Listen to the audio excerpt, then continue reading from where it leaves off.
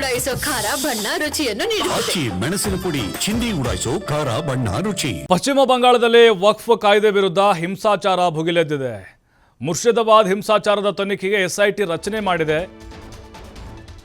ನೋಡಿ, ಮುರ್ಷಿದಾಬಾದ್ನಲ್ಲಿ ಪರಿಸ್ಥಿತಿ ಹೆಂಗಾಗಿದೆ ಅಂತ ಹೇಳಿದ್ರೆ ಅಲ್ಲಿ ಹಿಂದೂಗಳಿಗೆ ರಕ್ಷಣೆನೇ ಇಲ್ವಂತೆ. ರಾಷ್ಟ್ರೀಯ ಮಾಧ್ಯಮಗಳಲ್ಲಿ ಹಾಗೆ ವರದಿ ಆಗ್ತಾ ಇದೆ. ಹಿಂದೂಗಳು ಮನೆ ಬಿಟ್ಟು ಓಡ್ ಹೋಗ್ತಾ ಇದ್ದಾರೆ ಹೆದರ್ಕೊಂಡು ಜೀವಕ್ಕೆ. SIT ತಂಡ ರಚನೆ ಮಾಡಿದೆ ಪಶ್ಚಿಮ ಬಂಗಾಳ ಸರ್ಕಾರ. 9 ಸದಸ್ಯರನ್ನ SIT ತಂಡ ಒಳಗೊಂಡಿದೆ. ಮುರ್ಷಿದಾಬಾದ್ನಲ್ಲಿ ಸಂತ್ರಸ್ತರನ್ನ SIT ಭೇಟಿ ಮಾಡುತ್ತೆ. ಮಾಲ್ಡಾ ಜಿಲ್ಲೆಗೆ ಭೇಟಿ ನೀಡಿ ಮಾಹಿತಿಯನ್ನು ಕಲೆ ಹಾಕುತ್ತೆ ಈ ತಂಡ.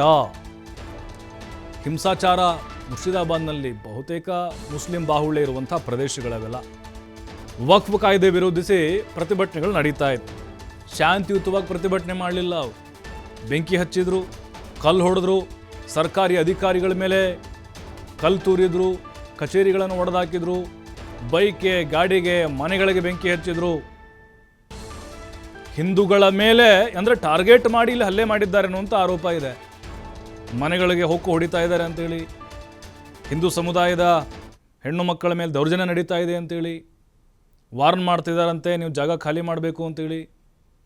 ಈಗ ಅದರ ತನಿಖೆಗೆ SITಯನ್ನು ಪಶ್ಚಿಮ ಬಂಗಾಳ ಸರ್ಕಾರ ರಚನೆಯನ್ನು ಮಾಡಿದೆ. ಮಾಲ್ಡಾ ಪ್ರದೇಶಕ್ಕೆ ಮತ್ತು ಅಲ್ಲಿ ಸಂತ್ರಸ್ತರನ್ನ ಭೇಟಿ ಮಾಡಿ ಅವರಿಂದ ಮಾಹಿತಿನ ತೆಗೆದುಕೊಳ್ಳಲಿದೆ.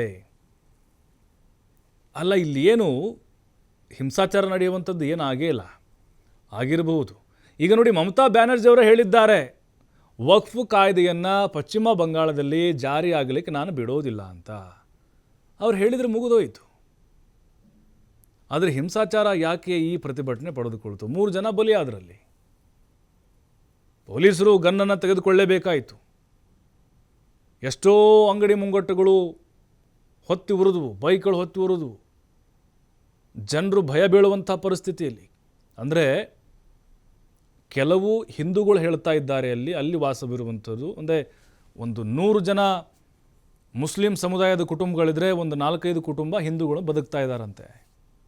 ಹಾಗಾಗಿನೇ ಅವರು ಈಗ ವಲಸೆ ಹೋಗ್ತಾ ಇದ್ದಾರೆ. ಅವರು ಬೇರೆ ಕಡೆ ಸಂತ್ರಸ್ತರಾಗಿಬಿಟ್ಟಿದ್ದಾರೆ. ಅವರು ಶಿಬಿರಗಳಿಗೆ ಹೋಗಿ ಅಲ್ಲಿ ಆಶ್ರಯವನ್ನು ಪಡಿತಾ ಇದ್ದಾರೆ.